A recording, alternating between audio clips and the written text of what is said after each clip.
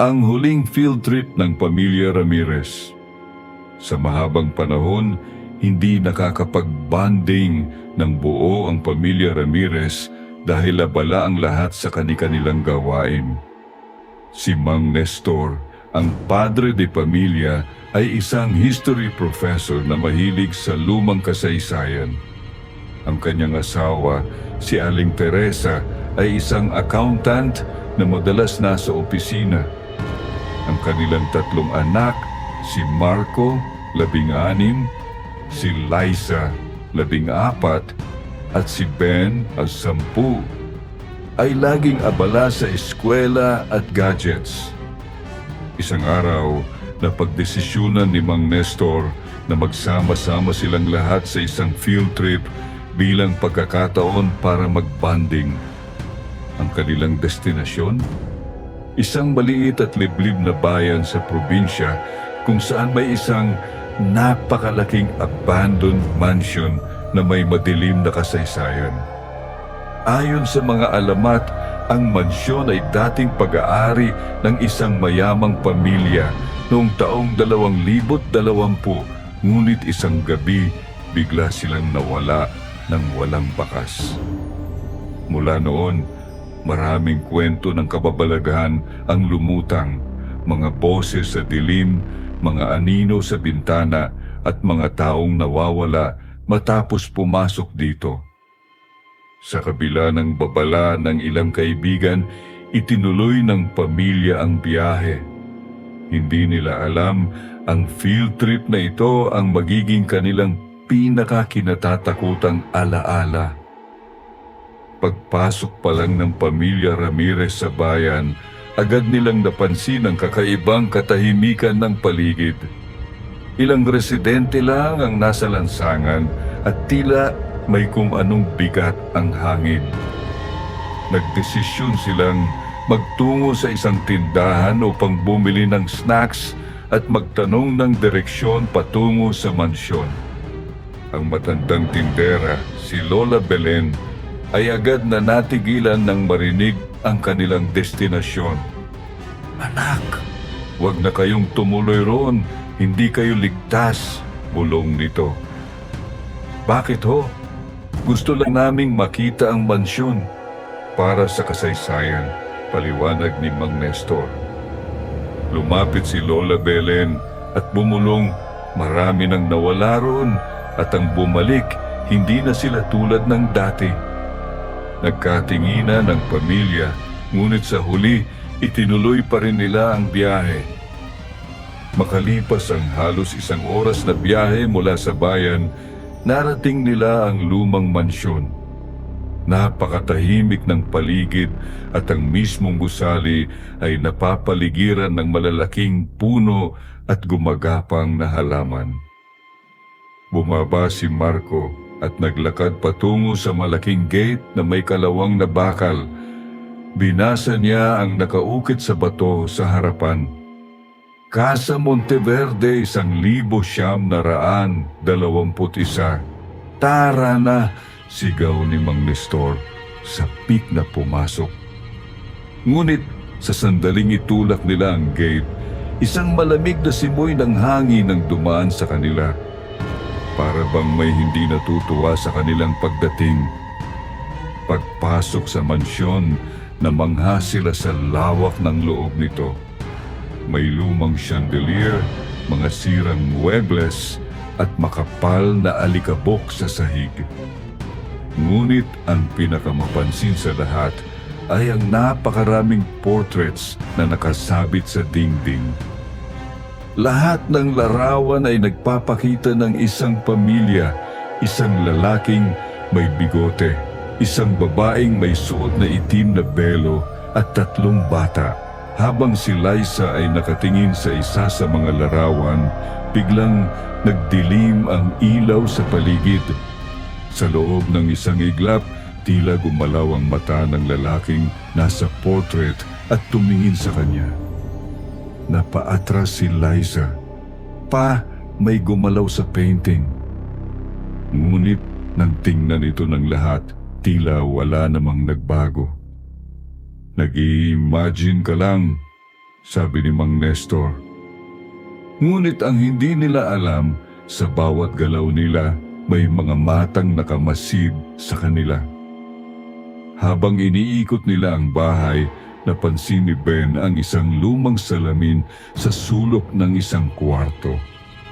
Nilapitan niya ito at pinagmasdan ang sarili. Ngunit may isang bagay siyang napansin. Wala ang refleksyon ng kanyang ina sa salamin. Takot siyang napaatras. "Ma, bakit wala ka sa salamin?" Napatigil si Teresa at sumilip. Sa kanyang gulat, totoo nga, hindi siya makita sa refleksyon. Ngunit nang balikan niya ito, biglang bumalik ang kanyang imahe. "Siguro, madumi lang ang salamin," sabi ni Teresa. Pilit na ikinukubli ang kaba. Ngunit hindi ito lingid sa mansyon. Unti-unti nang sinisipsip ang kanilang presensya. Habang nag-e-explore, natagpuan ni Marco ang isang kwarto na tila hindi nagalaw sa mahabang panahon. May nakaukit sa kahoy na pinto. Huwag buksan. Ngunit dahil sa kanyang pagiging mausisa, pinihit niya ang seradura. Sa kanyang gulat, bumukas ito ng kusa at tumambad sa kanya ang isang silid na may mga lumang gamit at isang kama na may nakabalot na katawan sa loob. Biglang may narinig siyang boses sa kanyang likod. "Bakit mo ako ginising?" Napaatras si Marco at tumakbo palayo sa kwarto. Nakita siya ng kanyang ama at tinanong kung anong nangyari. Nanginginig niyang sinabi, "May tao sa kama." May nagsalita. Agad nilang sinarado ang pinto at lumayo. Ngunit sa kanilang pagmamadali, natapakan ni Liza ang isang lumang diary. Binuksan ito ni Teresa at sinimulang basahin. Oktubre 15, 1923. Dumating na sila, sabi ni Inang, hindi na tayo makakalabas. Oktubre 16, 1923. May kinuha na naman sila kagabi. Isa na lang akong natitira. Oktubre 17, 1923. Kung may makakabasa nito, pakiusap. Huwag kayong magtagal dito. Biglang lumamig ang hangin. At sa sulok ng silid, isang pares ng pulang mata ang lumitaw. Matapos nilang mabasa ang diary, napansin nilang lumalalim na ang gabi. Nagdesisyon silang bumalik sa kanilang sasakyan upang makaalis na. Ngunit nang bumaba sila mula sa ikalawang palapag ng mansyon, isang nakakagimbal na pangyayari ang bumungad sa kanila. Wala na ang hagdan. Dati, isang malawak na hagdanan ang kanilang dinaanan upang makarating sa ikalawang palapag. Ngunit ngayon, tila naging pader na ito. Wala ni isang bakas ng dating hagdanan. Anong nangyari dito? Sigaw ni Mang Nestor. Napatingin sila sa paligid. Nasa ikalawang palapag pa rin sila, pero paano sila bababa? Nagsimulang kabahan si Teresa habang mahigpit na hinawakan ang kamay ni Ben. Tay, paano tayo makakababa? Tanong ni Liza na bakas ang takot sa mukha. Biglang sumingit si Marco. Baka may ibang daan pa. Tara, hanapin natin. Habang iniikot nila ang palapag, napansin nilang nagbago ang anyo ng mansyon. Ang mga kwartong dati nilang nadaanan ay ngayon ay tila nag-iba ng itsura. Mga lumang pintuan na dati nakasara ngayon ay nakabukas at ang mga portraits sa dingding ay tila may kakaibang ekspresyon. Parang nakangiti ang iba sa kanila.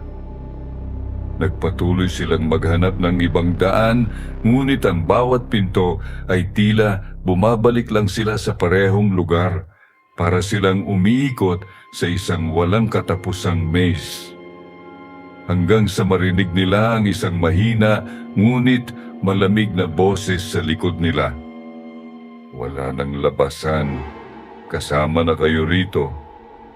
Mabilis silang lumingon, ngunit walang tao. Tahimik ang paligid maliban sa tunog ng malamig na hangin na umiihip sa lumang bintana. Nagdesisyon silang lumakad ng mabilis upang makahanap ng ibang daan.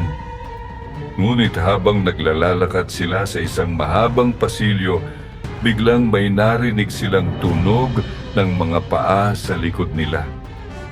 Parang may kasabay silang naglalakad, ngunit mas mabibigat at mas maraming hakbang ang naririnig nila. Napahinto si Marco at tumingin sa kanyang pamilya. Naririnig niyo rin ba yun? Tumango si Teresa, nanginginig ang kamay habang yakap ang bunsong si Ben. Dahan-dahan silang lumingon at sa dulo ng pasilyo, nakita nila ang isang malaking anino na dahan-dahang lumalapit sa kanila. Nagmamadaling tumakbo ang pamilya Ramirez papalayo sa anino. Hindi nila alam kung saan sila papunta, basta't lumayo sila sa panganib. Ngunit sa kanilang pagtakas, biglang tumigil si Marco. Naririnig niyo yun? Tanong niya. Sa paligid nila, may isang tunog na tila nagmumula sa malayo, parang isang lumang gramophone na tumutugtog ng lumang musika. Sa kabila ng kanilang takot, sinundan nila ang tunog at natagpuan ang isang silid na tila hindi nagalaw ng mahabang panahon. Dahan-dahan nilang binuksan ang pinto at tumambad sa kanila ang isang lumang sala, puno ng lumang muebles. Sa gitna nito, may isang gramophone na umiikot at tumutugtog ng mag-isa. Lumapit si Mang Nestor at pinatay ang gramophone. Ngunit pagtingin nila sa paligid, may mga taong nakaupo sa upuan, mga kaluluwa ng pamilya na dating nakatira sa mansyon. Napaatras si Teresa at napasigaw. Ngunit nang muling tingnan, wala na ang mga nilalang. Napansin ni Liza ang isang maliit na kahon sa tabi ng gramophone. Binuksan niya ito at nakita ang isang bote ng asin at isang maliit na papel na may nakasulat. Gamitin mo ito bago maging huli ang lahat. Bakit may asin dito? Tanong ni Marco. Si Ben, kahit bata pa, ay tila may naalala. Sabi ni Lola, ang asin daw ay pangontra sa masasamang espiritu. Nagdesisyon si Teresa na kunin ang asin at itabi ito. Hindi nila alam kung paano ito gagamitin, pero maaaring makatulong ito sa kanila. Paglabas nila ng silid, biglang bumukas ang isa pang pinto sa dulo ng pasilyo. Sa loob, may isang matandang lalaki, isang albularyo na nakatingin sa kanila. Kung gusto niyong makalabas ng buhay, sundan niyo ako. Sinundan ng pamilya Ramirez ang albularyo papunta sa isang makitid at madilim na pasilyo. Tahimik lang ang matanda habang naglalakad, pero ramdam nilang may kung anong bumabalot sa kanilang paligid. Isang malamig na presensya. Tay, sigurado ba tayong dapat nating sundan siya? Bulong ni Liza kay Mang Nestor. Hindi pa man sumasagot si Mang Nestor, biglang huminto ang albularyo. Nagtaka sila, ngunit nang sundan nila ang direksyon ng tingin nito, nakita nilang may isang anino na sumusunod sa kanila mula sa kabilang dulo ng pasilyo. Hindi ito ordinaryong anino, hindi lang basta madilim. Parang lumalabas mula rito ang isang mapanuksong aura, isang bagay na tila may sariling isip. Kung gusto niyong mabuhay, huwag kayong lilingon ng matagal, bulong ng albularyo. Ngunit hindi nakatiis si Marco. Sa isang iglap, nilingon niya ang anino at napasigaw siya. Dahil ang anino, unti-unting lumalapit na parang gumagapang sa hangin. "Takbo!" sigaw ng albularyo. Nagmadaling tumakbo ang pamilya, pero tila mas bumibigat ang kanilang mga hakbang na parang hinihigop sila ng kung anong puwersa sa paligid. "Ang asin! Gamitin mo ang asin!" sigaw ni Teresa kay Mang Nestor.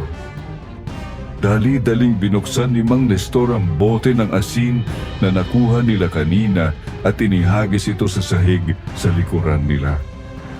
Agad na nagliyab ang anino, umalingaw-ngaw ang isang matinis na sigaw at saglit na nawala ang nakakakilabot na presensya. Nakakadaan tayo gamit ang asin pero hindi ito tatagal. Kailangan nating makalabas bago bumalik ang mga yan, sabi ng albularyo habang patuloy na naglalakad. Dinala sila ng albularyo sa isang lumang pinto. Ito lang ang tanging daan palabas, ngunit may bantay ito. Pagbukas ng pinto, tumambad sa kanila ang isang madilim at malawak na silid. Wala itong ilaw, ngunit sa gitna nito may isang maliit na mesa na may nakaupo. Isang bata. Hindi gumagalaw ang bata. Nakayuko ito, parang wala ng buhay. Siya ang bantay, bulong ng albularyo. Hindi tayo makakalabas hanggat hindi siya aalis sa harap ng lagusan. Hindi ko gustong gawin ito pero kailangan nating malaman kung buhay pa siya o hindi, dagdag niya. Dahan-dahang lumapit si Marco sa bata. "Bata, ayos ka lang ba?" Biglang gumalaw ang bata. Dahan-dahan itong tumingala at doon nila nakita, wala itong mukha. Napatili si Teresa at napaatras. Samantala, ang batang walang mukha ay tumayo, itinuro sila at biglang naglabas ng isang nakakabinging sigaw. Lahat sila ay napahawak sa kanilang mga tainga. Pakiramdam nila ay pumuputok ang kanilang mga ulo. "Gamitin ang asin, bilisan mo!" sigaw ng albularyo kay Mang Nestor. Mabilis na hinagis ni Mang Nestor ang natitirang asin sa paligid ng bata. Sa isang iglap, nagliyab muli ang hangin at naglaho ang bata na parang abo. "Ngayon, bilisan ninyo!" sigaw ng albularyo habang itinutulak ang pamilya Ramirez papunta sa isang lumang hagdan na biglang lumitaw sa sulok ng silid. Ngunit bago sila makababa, may isang boses na lumutang sa hangin. "Hindi pa tapos. Hindi kayo makakatakas." Habang bumababa sa hagdan, napansin nilang hindi na normal ang kilos ni Marco. Tahimik lang siya at parang wala sa sarili. "Marco?" tanong ni Liza. Hindi ito sumagot. Sa halip, biglang napangiti ito. Isang malamig at hindi normal na ngiti. "Marco, anong nangyayari sa'yo?" tanong ni Mang Nestor. Dahan-dahan itong tumingin sa kanila at nang tumama ang ilaw sa kanyang mukha, nakita nila ang itim na usok na lumalabas mula sa kanyang mga mata.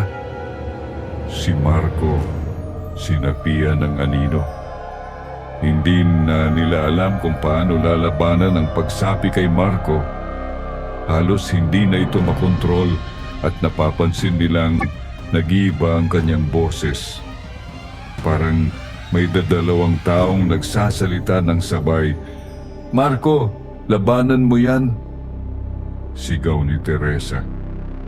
Ngunit Bago pa nila masubukan ang anumang paraan, napansin nila ang isang kakaibang pinto sa dulo ng pasilyo.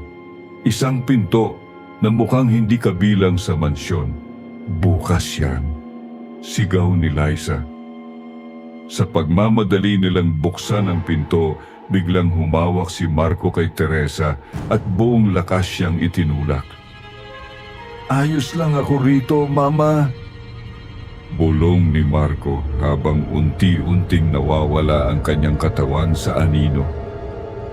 Naiwan si Marco sa loob ng madilim na mansyon habang nakalabas na ang kanyang pamilya.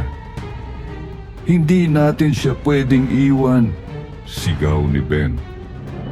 Ngunit hinarang sila ng albularyo. "Kapag bumalik kayo, baka hindi na kayo makalabas." "Pero anak ko siya," sigaw ni Teresa, luhaan. Sa puntong ito, narinig nila ang boses ni Marco mula sa loob. "Mama, umalis na kayo. Ako na lang ang bahala rito." Dahan-dahang nagsara ang pinto at napilitan silang iwan si Marco sa loob ng mansyon. Paglabas nila, natagpuan nila ang sarili sa harap ng mansyon, ngunit may kakaiba rito. Ang buong mansyon ay tila nag-iba ng anyo. Hindi na ito mukhang isang lumang mansyon kundi isang abandonadong gusali na natabunan na ng panahon. Napatingin sila sa paligid, gulat sa kanilang nakita. Tila lumipas na ang napakaraming taon. "Anong nangyari?" tanong ni Liza. "Ang mansyon na ito, nilamon na ng ibang mundo," sagot ng albularyo. "At si Marco, wala na siya." Bumalik sila sa bayan, naguguluhan at sugatan, pero hindi sila naniniwalang tapos na ang lahat. Makalipas ang ilang linggo, habang nasa bahay, may natanggap silang isang sulat na wala namang nag-aabot. Binuksan ito ni Teresa at nanlaki ang kanyang mga mata sa nabasa. "Nakita ko na ang daan pa uwi. Babalik na ako," ragda ni Marco. Ngunit may isang bagay na kakaiba. Ang tinta ng sulat ay hindi itim, kundi madilim na pula.